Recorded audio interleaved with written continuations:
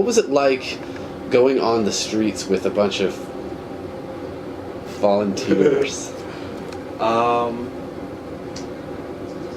It was interesting. It felt somewhat like camp, like a little bit like camp, but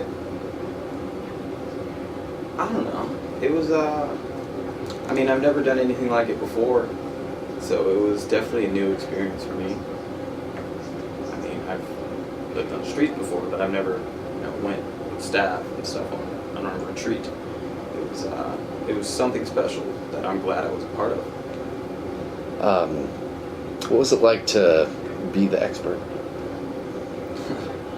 Because usually, we come in and we're like, oh, you need to get a job, and here's how, and oh, you need to do this, and here's how. And we're like, oh, Sam, help. What was that like? Did you experience it like that? Or, there's definitely a reversal going on here, right? Yeah. I would say I was, I don't know if impressed is the right word, but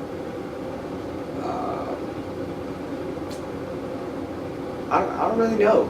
I've never really been like the expert on a certain topic, and it's an interesting feeling, but all in all, I'm just glad that I could help. I never thought that I would be able to help like this, but I'm glad that I, was able to help. For me, my understanding about the whole retreat was to give everybody an understanding of, what me and a few of the other youth have went through, and on top of that, giving better understanding on what it feels like to truly be homeless. So I think for us to, open up ourselves, with past experiences, stories, and everything like that, it was all for the bigger purpose of getting everyone to understand, where we're coming from, what it feels like, and for me, I don't have a lot of family. I have few, I do have friends, but they're all on the other side of the country, so most of the time I feel like I'm alone. And for us to actually have a time where we would share, these great things with each other, basically tell each other how much we mean to each other, that for me was something very special. I don't really receive a lot of, basically compliments or affirmations. Yeah, affirmations, love, get that feeling from people. I don't receive that hardly at all. And for it to actually happen on that scale was awesome. I'm hoping that we can somehow convince some of the other youth to partake in it. I really, the entire time last night, I wish that DK and Andrew were here. But they had things going on and stuff. But I now know that I'm not alone in this state. I have people that do care about me, that are willing to help me, and I'm willing to help them any way that I can. Changing my mentality, I'm already starting to change myself, little by little, day by day. But with everything that I'm incorporating from the organization and with John's assistance and just me pushing forward, I know that I'm changing my mentality. I'm changing everything about myself. Hopefully I will get to change everything that I want to, right? Which would be awesome. But yeah, definitely. So what would you tell people about this experience? About the experience? Yeah, this weekend, yeah. So some say one of the kids comes, or you're talking to one of your friends or whatever. What would you say?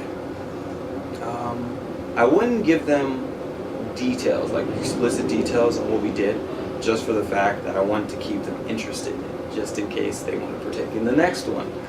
But basically, I would just give them, just a rough idea of what went on.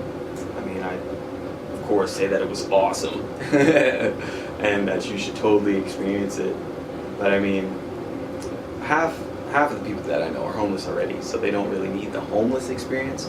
But as far as the whole, you know, understanding that people are here to help you, people are here that care about you, as far as that aspect, I would definitely, you know, be like, hey, you should come check out the retreat. It's awesome. You know, those people care about you. You should totally check it out, man. Change your whole mentality, everything that you do. You know, I just start off with little things and hopefully get them interested enough so they come back. Man, we need to get out there. We need to, like, the whole, what do we call it?